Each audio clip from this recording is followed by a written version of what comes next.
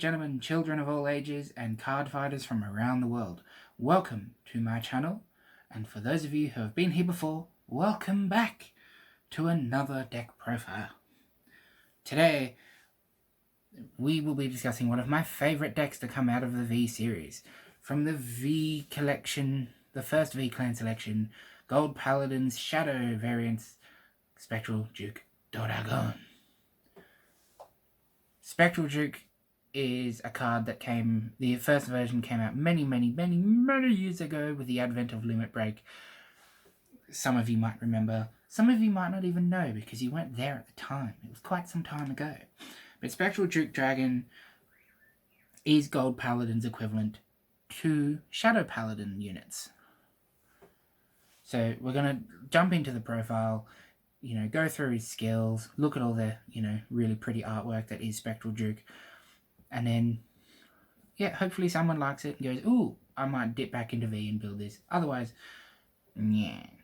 Fair warning though, it isn't the typical lineup, so you're not going to look at this and go, oh my god, I know Aglavale's in here. Because guess what? He's not. But yeah, so let's get in, shall we?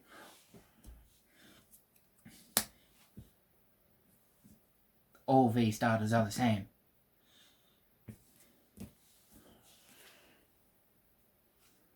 Spectral! We're playing 4 Spectrals, because of course we are. You want, unlike D at the moment, you actually, where some decks like Barrow could probably cut down to 2 or 3, you actually want to have this. So, what does he do, you wonder? His first skill is Continuous Vanguard. If you have the grade 2 in the soul, this unit gets 1000 power, and if your Vanguard's grade 3 or greater, he gets a critical trigger, an additional crit as well. So he's a 13k crit 2 if you have your soul and your opponent's a grade 3. That's just cool. Next, the very nice skill is Auto Vanguard once per turn. At the end of the battle it attacked, counterblast 1, retire 3 rearguards, stand this unit, and it gets drive -1 till the end of turn. And if your damage zone has 4 or more cards, this unit gets drive +1 instead of -1. So if you use this early game, you check 2 on attack, you restand, you get 1 drive. If you do this later game when you're on 4 or 5 damage, you attack, you check 2, you stand him, you attack again, and you check 3. So, the later the game goes, the better he is. So, of course, there's going to be 4 of them, because why not? Why wouldn't you play 4 of this glorious dragon? Because he's glorious, that's why. Then I run 2 copies of Full Cavalier Dragon.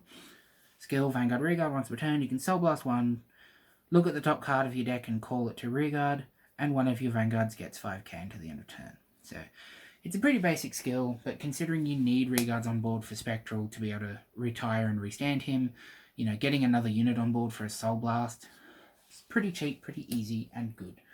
So, 2. My grade 3 lineup is basically just tech cards.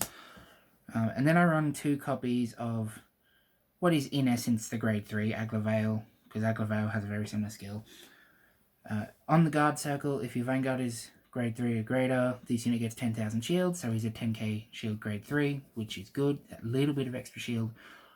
And when it attacks, you can put another Rearguard into your soul, this unit gets 10,000 power, so he becomes a 22k, and then you put him into bounce him to your hand at the end of battle, so you get that shield back. And if you're in premium and you play this, you get some stride fodder back into your hand. Just a thing to think about if you play the big premium. And last off for grade 3s, I play 2 Lenigals.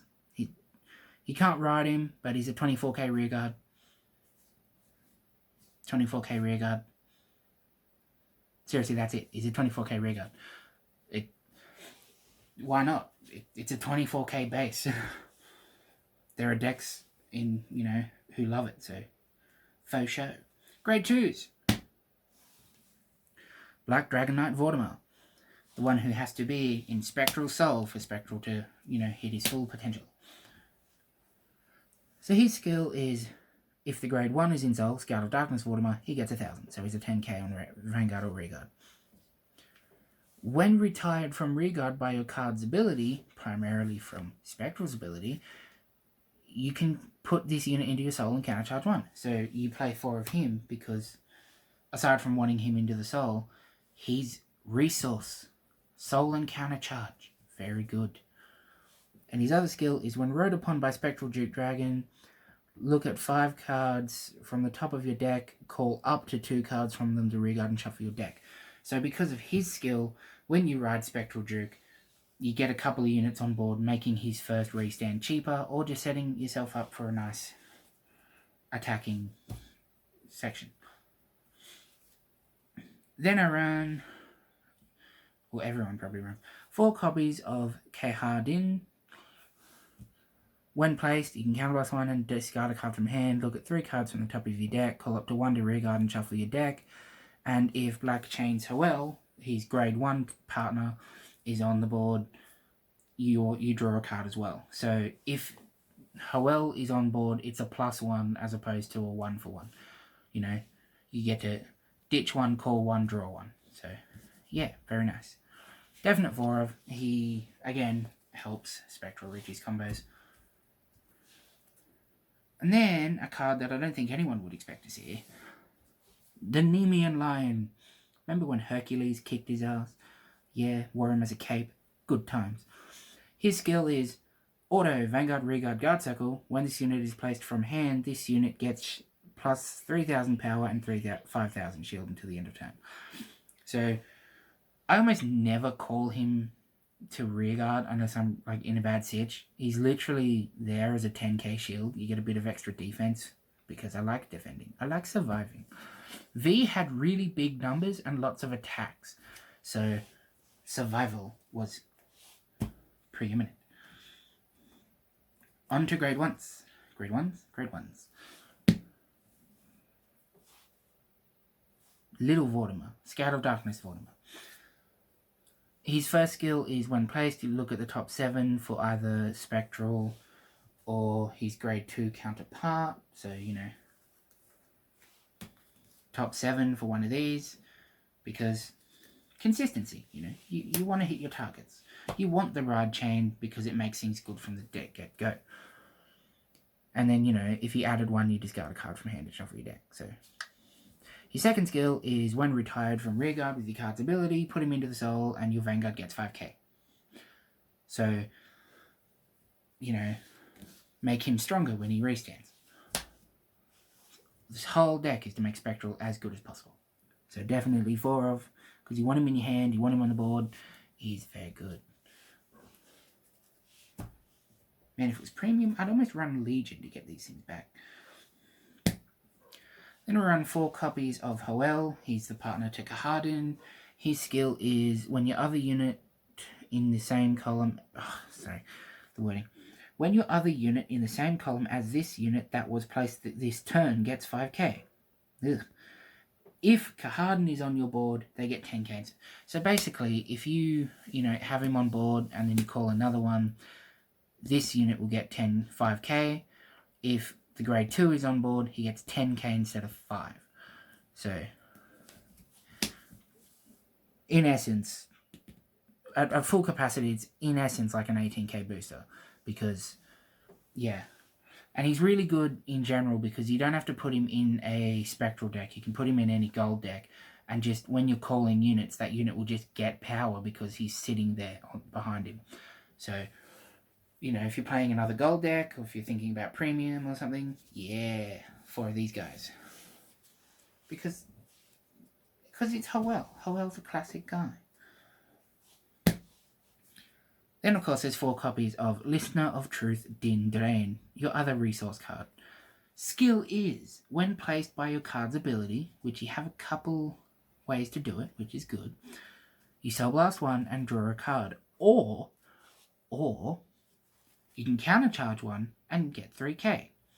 So where that's really good is because it's an option of one or the other. If you're running low on hand, you can add a card to your hand and just build a little bit of extra advantage. Or if you need the counter blast available to activate a skill or 2, you can countercharge and get an 11k, a 10k on the board. So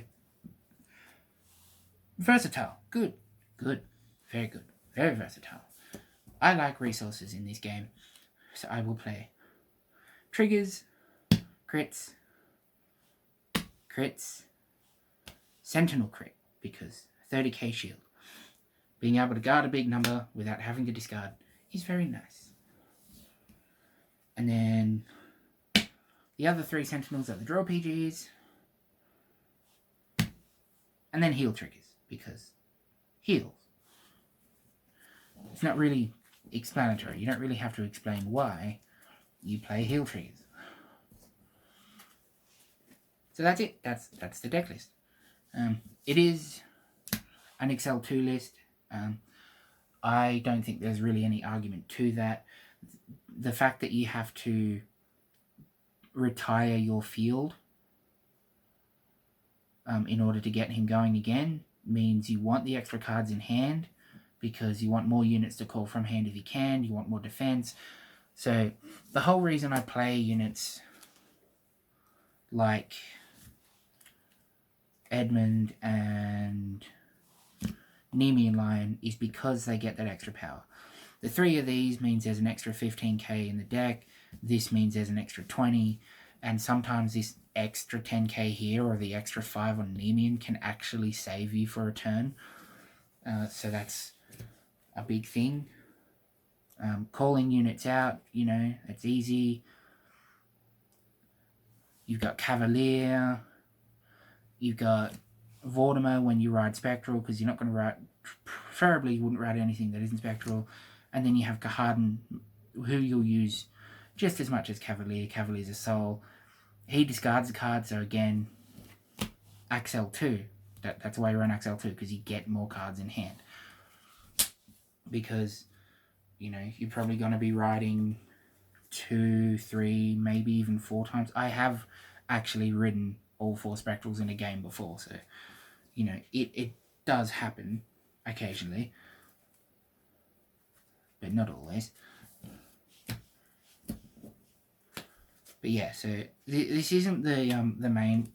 The big competitive one that everyone built was Percival and Aglavale with Spectral, because you could just cheese like no one's business. And that is fun, it is a good deck, but aside from the fact that this version is a lot cheaper, because Aglavale is a monster of a card to get a hold of, and to especially cheaply, I just prefer this. I played around, I had a couple of different builds, and this is the one I settled on because I actually enjoyed it the most. With that extra little bit of defense, being able to call it out a, I forgot what his name was, Edmund. Being able to call out an Edmund, you know, get a 22k plus attack, depending on, you know, if he's on the rear guard with Hoel behind him, he's, you know, going to hit like 40 because he's going to boost with Hoel. If he's on an Excel, he gets extra power there. If you get triggers, you can put them on him. And then the fact you can bounce him back to hand to help with defense, cards like that, you know, I think are really good. So, yeah. And you know, 24k rear guard. I just think this deck is a lot more fun. And that for me is the ultimate thing. I don't particularly care about topping, about, you know, having the most wins or having the most competitive deck. If it's fun, I'll build it, you know. Go Ancient Dragons. Haha. So yeah, that's it. That's the deck. There's a bit of reasoning there. I hope you guys liked it. It's a slightly different build to the one you'd normally see. I think I'll go premium for the next deck, so probably... Let's go Tachikaze. We'll do premium Tachikazes in the next deck list. How's that? So yeah, I'll see you next time with Dinos. Have fun, guys. See ya.